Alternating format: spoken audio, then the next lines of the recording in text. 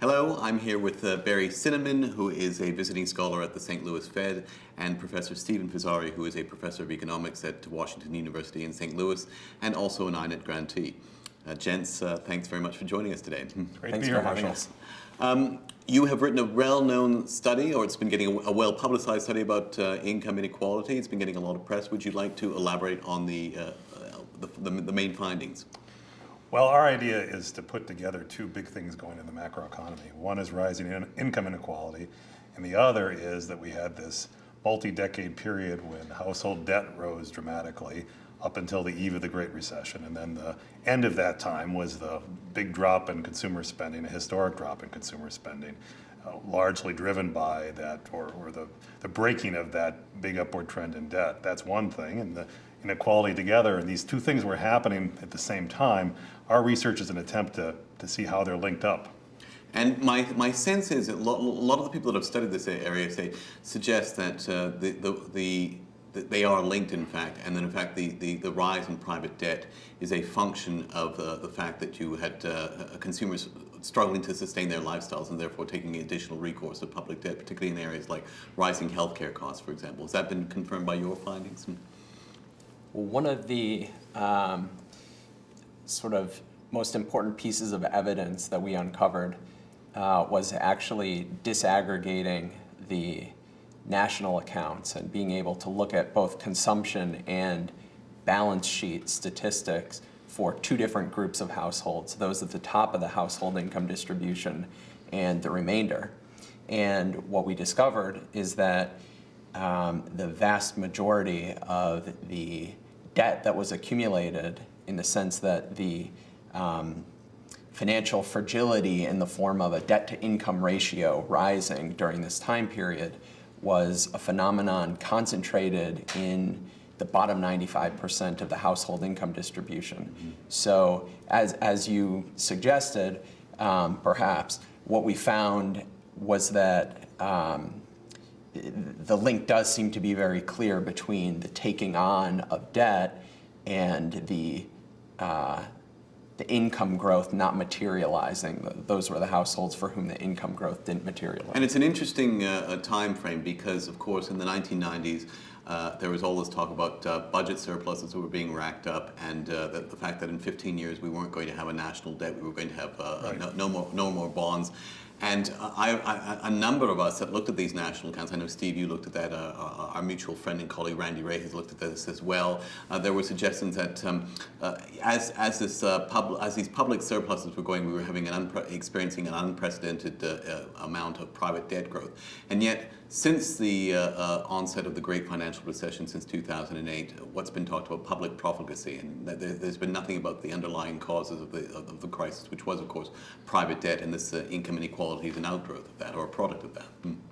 Well, I mean, our argument really is that income inequality had something to do with the run-up in private debt, and the fact that the income growth really accelerated around 1980 for the top part of the income distribution and slowed for everybody else. And how did these people in the lower part respond? I mean, they might have responded by cutting back on consumption, but they didn't cut back on consumption in some sense enough. The result being that they ran up all this debt. That kind of kept the economy going during that period of time. That it was stimulative for the economy in the decades leading up to the Great Recession, because what we might have thought is the drag on demand by redistributing income upward didn't happen. We were papering that over with this rising debt. But to bring in another famous economist into this discussion, Hyman Minsky, he talked about these kinds of phenomena, that this can go on for a while, and people, looks like the lending looks good, and people get more optimistic, and they take on more and more risk, but financial fragility just keeps rising until it finally breaks, and that's what happened in the Great Recession. Now, I'm interested that you're connected now as a visiting scholar with the St. Louis Fed. Historically, I'm not sure income inequality has been a preoccupation of the Federal Reserve. Now, granted, this is the St. Louis Fed, regional Fed, but are you seeing a change in philosophy? Because it does have some impact on economic efficiency and economic growth and some of the underlying pathologies that you've discussed in your paper. Right. That's a good question. I should probably start with some disclaimer that my opinions are mine alone, yes. And then not Janet Yellen's and et cetera down the line. My impression when I started this work was that I was, in some sense, at the vanguard, that I was getting to work in this area that was of interest to me. I had the support of my colleagues in the Center for Household Financial Stability. That's the group that I work in. And they're fundamentally concerned with the balance sheet of the American household and the role of households in economic stability. That said, over the intervening years, the last few years that I've been working primarily in this area, I've actually been impressed to discover throughout the reserve system, and including, especially at the board actually, several people working in this area. So it's certainly grown in interest within the reserve system across the banks at the same time as it's sort of been growing in prominence throughout the broader public discourse, I guess. In fact, in some ways it's anticipated it, because I don't think that it became a pronounced factor in the public discourse until the Occupy Wall Street movement. I mean, there have been studies done on this, but nobody really talked about the so-called 1% until this Occupy Wall Street movement started. I'm also interested, you mentioned Minsky, you've also talked about the rise of debt as a function of this growing inequality. Minsky, of course, wrote in a period where he wrote about the transition from so-called managerial capitalism to money market capitalism, the golden age of capitalism where we had a rising middle class, reduced inequality, and that began to reverse in the 1980s, as you pointed out. What do you think are the factors behind that? That's a really deep and important question, and I don't think there's any single factor. At least we haven't uncovered any single factor. There are a variety of things. The mainstream kind of answer is that we have a technical change that favors the higher income people, so we see higher growth of the people that can use the new computers and things. And my own view is that there's some truth to that, but that might explain why, say, the top 20% would rise relative to everybody else, but we know that the top 5% is rising relative to everybody else, and the top 1% is rising relative to the fifth to the second percentile. That is as you go up the income distribution, it just keeps fanning out. So there has to be more going on. Globalization is another thing that people talk about. A change in institutional structure, power relationships, the decline of unions, financialization. We know that a lot of the high incomes are driven from the financial industry, and I can list these things in a way, but that's a problem for those of us that are working in this area, because the natural question is, well, if this is causing this trouble, what do we do about it? And what we do about it depends on which of these factors is really dominant. So I think this is a really important area for research. And it's not an area restricted to the United States. I mean, you see it also in Europe. In fact, it's a growing trend. Even in places like China, we talk about this. Right. It does seem that financialization is a common denominator in most of the places where you are seeing growing inequality. Certainly, James Galbraith has also done work in this area, and that's the conclusion he's come to as well, I think. Yes, I've seen research recently by some economists in Europe, Stockhammer and Oneron in particular, who are talking about financialization as the main factor when they're doing econometric studies. Which would suggest that we're not going to be able to address the problem, because we don't seem to want to address the issue of financialization to any great degree, sadly. Yes, obviously there's a huge political economy problem here with so much power in that industry. And the other issue, of course, which is one of the great paradoxes which you discuss in the papers, you've got profits at a record percentage of GDP at this time when you have growing inequality. The classic Collectian equations don't seem to be working the way they should be working, and it seems odd because you would have thought that you can't really see those kinds of profits developing, that kind of corporate profitability, in the absence of some kind of growth in the middle class or some kind of growth in overall economic prosperity. And yet the statistics, they're either mistaken or there is something else going on which I think you get at in your paper to some degree. Yes, there's two factors I would point to. One is that when we lost the demand from the middle class, broadly defined, the bottom 95%, when they were no longer able to borrow at the rates they had been in the decades prior to the Great Recession, we saw, first off, a big drop in output. And we still have, in my view, a very large gap between the level of output we're producing and where we could be.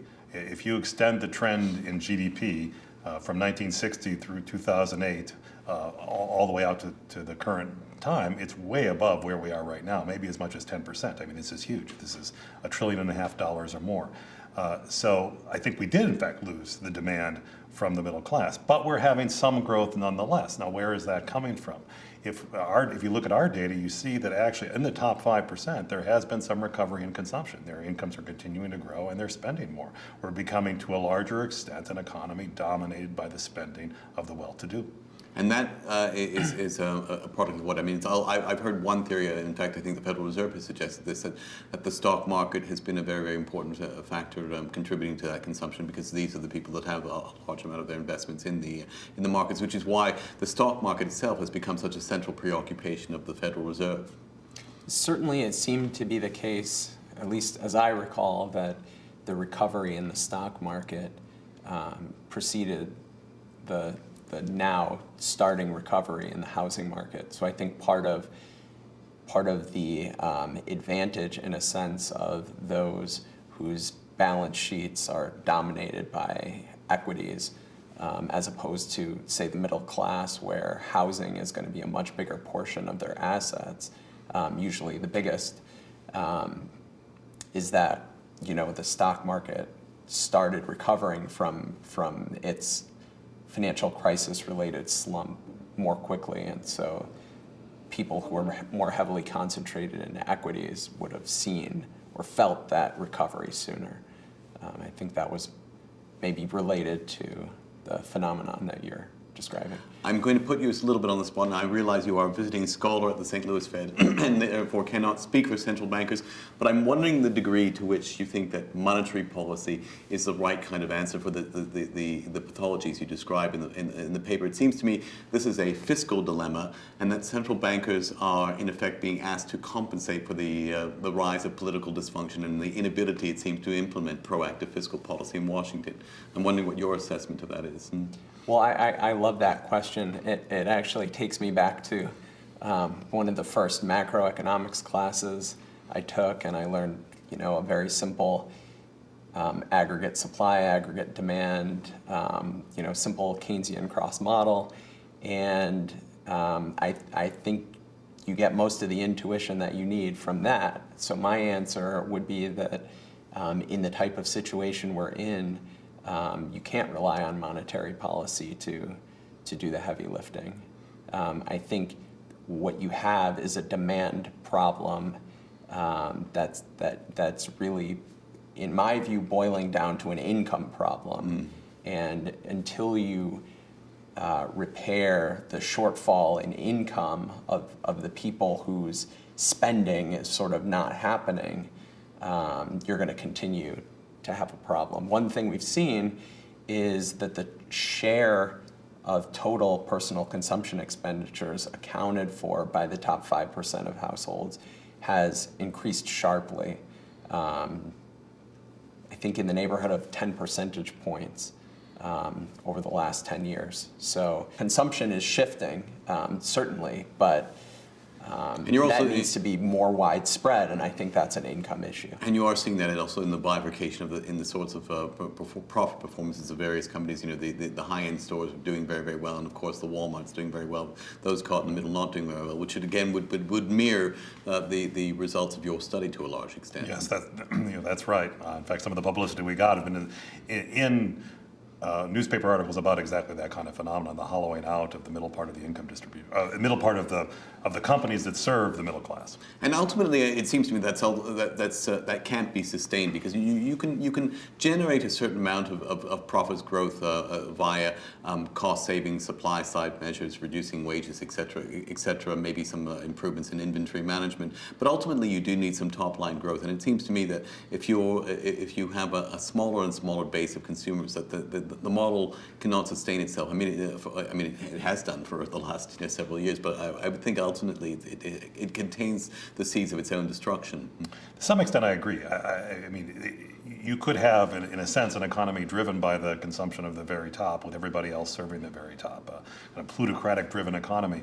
It's not clear that's it's pretty obvious to most of us. It's economically sustainable, perhaps, but perhaps not politically sustainable. Not politically sustainable, and certainly not socially desirable. But also, I think we have the data on this to some extent. Yes, we have some growth, but at a slower rate than we had even before the Great Recession. Not that the growth in the middle 2000s was any great shakes, but it's slowed down. But the biggest thing we see is that there's this gap. We lost all this demand that was in fact coming, according to our study, from the bottom 95%. It went away. It has not come back. The top 5% in some sense are doing their part as their incomes are growing, as we have the wealth effects from the stock market that we've been talking about, but it has not been able to make up that gap. I mean, they probably could. They could consume even more. They have plenty of money, but they're not doing it.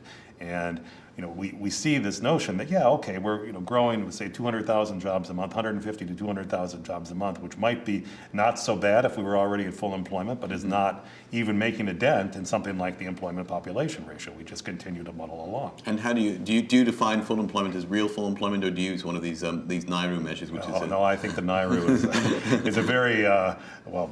There are lots of criticisms of it, which I share, and there's a variety of different ways to look at things these days, but I don't think any of them, at least the reasonable ones, would give a different answer than what I'm giving. If you look again, you look at the share of the working age population that has jobs, and it's dropped back by decades, and which is significant because a lot of the growth there was the increase in female labor force participation, and so we've just taken many years steps backwards if we don't get beyond where we are right now. I think this term secular stagnation is apt for where we are. And okay, so we've established that there are a multiplicity of factors which are behind the rise in income inequality. Let's say you're at the Treasury or in somewhere in the government, and you were asked to implement a series of proposals to deal with the problems that you've described in the paper. What would you propose as being optimal? Well, this is always the difficult problem. You start with. And I realize you're an economist, not a politician. Right, with the laundry list of different causes of these things, and you in some ways want to address them all, or at least want to know which is the most dominant. We talked earlier about financialization as being one of the major factors, but reining in Wall Street or taxing heavily the returns from financial activities and redistributing that is certainly politically controversial, although if to the extent it would be feasible, I think it could be a progressive kind of policy. You can talk about things that are small but not trivial, like raising the minimum wage, the debate over that. I did some calculations recently, and so we know that the Obama proposals to raise the minimum wage from 7-something an hour to a little over $10 an hour. But if you actually index the minimum wage to labor productivity from the 1960s, you'd be well into the $20 an hour area. And that, if I'm thinking about bigger kinds of things, broadly the idea of restoring wage growth across the income distribution, which is something we did see in the post-World War II decades, would be the objective. The trick is how do you do that? As you pointed out, inflation adjusted, if we had something close to what we had in the late 60s, we'd have a minimum wage closer to $20 an hour. Inflation and productivity adjusted.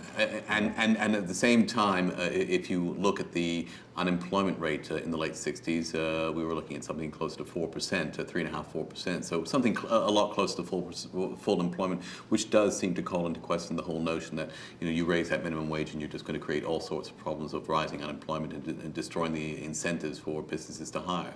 But in fact, as you pointed out, labor is an income as well as a cost component, and that if you increase the income, there's a demand variable which comes into it. Yeah, the politics of this are difficult though, because for any individual firm, they're going to see their profits higher if their wage costs are lower. But for firms taken as a group, the old fallacy of composition. They have to sell their output, and so they benefit when wages in general are rising and people can afford to buy the goods and services they're producing. So it is the fallacy of composition problem, but that's a difficult and subtle issue. It doesn't come across in 10-second political sound bites. No, exactly. You are no doubt familiar with the recent book done by Thomas Piketty and Emmanuel Saez, which suggests that the trends that we're seeing of rising income inequality are in fact the norm, not the aberration. That the aberration was in fact what we saw in the post-war period. I'm just wondering what your thoughts are on that. Yeah, it certainly seems to be the case that there might be some natural tendencies in society for stratification, and if there's positive feedback in the concentration of wealth, power, the ability to gain status, gain ways of extracting rents perhaps, or ways of advantaging one's offspring, all kinds of different things that can lead to the concentration in a sort of organic way over time of wealth and power within a society. It seems like it's not crazy to suppose that that is a normal tendency.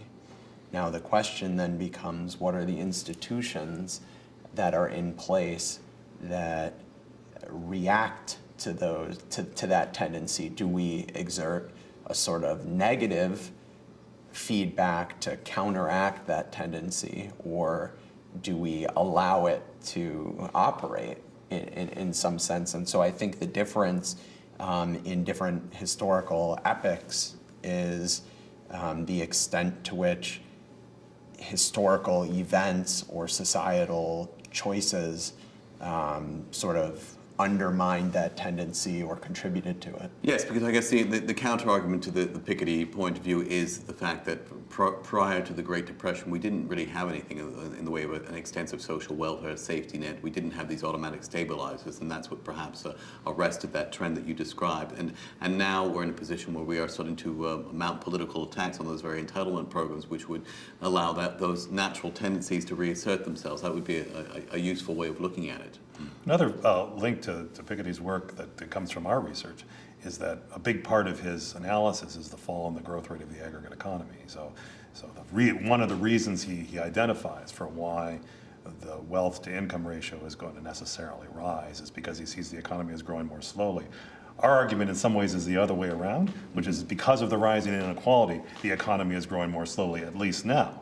We were able to kind of paper that over with the debt for a number of decades. But looking forward, in some sense, I agree that if we don't change things, the economy is going to grow more slowly. But I don't think we have to accept that necessarily. I think maybe he's too pessimistic about the potential for the economy to return to higher rates of growth that generated the favorable results in terms of distribution and wealth that we saw in the post-war decades. Which brings me to a political economy question. Maybe I'll conclude with this. It's something which has surprised me and confused me to some extent. Given that you've had this rise in income inequality, I am a little bit surprised that we have not seen more of a political response to it. I mean, you've seen some of it in the form of right-wing populism, and you could argue that you saw that in the 1930s as well. But there were also populist responses, particularly in the United States, from the left. You had the Huey Longs of this world. But there don't seem to be any comparable movements addressing this issue of income inequality, at least not from the left. I mean, you've mentioned that the degree of unionization has fallen substantially. I think it's gone from over 30% down to 9% today, and there doesn't seem to be any kind of attempt to mobilize, revive these kinds of groups, these kinds of coalitions to respond to this problem that you've described in the paper. Well, I think part of this is a result of the neoliberal era that people don't really see an alternative in some sense. Mm-hmm. That we've had this idea that basically you pull yourself up by your own bootstraps, that people work hard, they play by the rules, they should have a good economic life. It's not quite working out for them, but there's a tendency to kind of take that American dream premise, I might call it, and run it in reverse and say, well, if you're not doing so well, it's because maybe you're not doing what you should be doing. And I think that's one problem that's come up. Although I think more and more people are starting to see this as a systemic problem as opposed to an individual problem. So it just seems to be going to take time for the political energy to cohere around more fundamental change. Well, hopefully, with the establishment of our institute, we can help move the policy debate in that direction. But you've produced a very, very valuable paper, and I think it's an important addition to this overall discussion, which has become a very, very significant one in not only in the United States but globally. So I'd like to thank you both for taking the time to speak to me today. It's been fascinating, and I hope we get a chance to follow up in the future. Well, I certainly, it's been nice talking with you, but I also want to thank INET for the support. This work would not be happening without the support of INET, and so it makes a big difference to us. Thanks again. Thank you.